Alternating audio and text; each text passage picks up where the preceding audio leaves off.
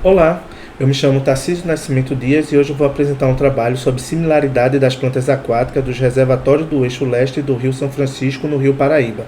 Esse trabalho é de autoria minha, Tarcísio Nascimento Dias, Gabriela da Silva Ramos, Gabriel Viana Barbosa e o professor Dr. Enio Oceli Dantas.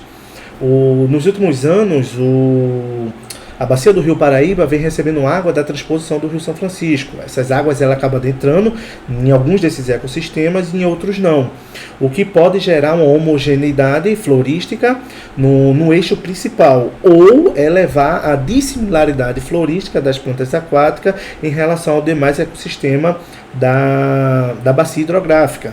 O objetivo nosso com esse trabalho foi analisar se existe similaridade florística das plantas aquáticas entre os reservatórios que recebem e os reservatórios que não recebem água da transposição do Rio São Francisco. Aqui eu coloquei essa imagem para que vocês pudessem se situar um pouco de onde eu estou falando e do que eu estou falando. Esse aqui em azul, onde o mouse está passando, é o Rio Paraíba. E esse daqui, em vermelho, é o eixo leste da transposição do Rio São Francisco. E ao longo desse percurso aqui, nós temos vários açudes, vários reservatórios. Alguns receptores e outros não receptores. E são esses reservatórios que a gente vai estar estudando. Os reservatórios receptores são Acauã, Boqueirão, Camalaú e Poções. Os reservatórios não receptores são Araçagi, Cordeiro, Sumé e Taperoá. A coleta da gente e a análise da gente foi realizada no período seco e num período chuvoso. Num período seco foi de dezembro de 2021, onde foi realizada a coleta, e no período chuvoso foi em maio de 2022, onde foi também realizado a coleta. O método de identificação o método de coleta que a gente faz é o método de Brown-Blanket. Em cada um dos 8 reservatórios, receptores e não receptores, foram definidos seis bancos de 2.500 metros quadrados, nos quais a gente realiza a coleta das plantas para identificação e determinação da cobertura utilizando esse método, o método de Brown-Blanket. Ajustando também para as plantas que são submersas.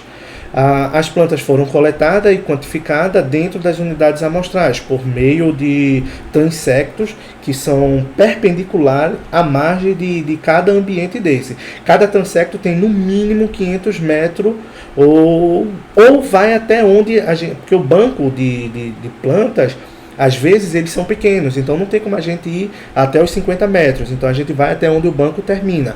Se tiver plantas submersas, a gente continua. Se não, a gente para por ali e vai para outro transecto.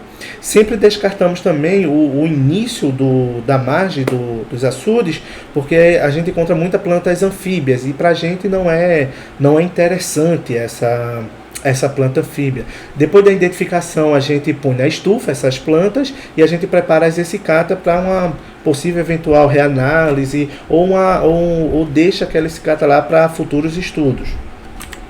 A análise de similaridade, toda análise foi utilizando esse programa, que é o R, a análise de similaridade da composição, a gente usou o método de Jacquard e a estrutura de dados a gente utilizou o método de Bray-Curtis. Utilizando o programa do R, a gente pega a matriz de dados que a gente já tinha preenchido no Excel e a gente transforma no R essa matriz em ausência e presença para analisar a composição. Isso melhora muito, é muito prático para a gente, e depois da gente transformar em análise em presença e ausência, a gente faz um agrupamento hierárquico dessa amostra, com distanciamento médio, com similaridade entre as amostras. O gráfico ele foi feito em ordenação NMDS, com estresse de 0,06, que é um nível de confiança muito bom e é o que a gente realmente espera. A gente queria responder se há diferença florística entre os períodos sazonais. Não houve diferença florística entre os períodos sazonais. em nenhum dos reservatórios estudados. Entretanto, houve sim uma variação espacial na composição e na estrutura dessas plantas aquáticas. Quando observamos, tanto os receptores quanto os não receptores, eles são distintos dos demais. Observamos que há uma variação que é espacial na composição, como na estrutura das plantas aquáticas. Aqui é o gráfico plotado pela gente, e nesse gráfico a gente observa que não houve mudança entre o período seco e o período chuvoso, o que estão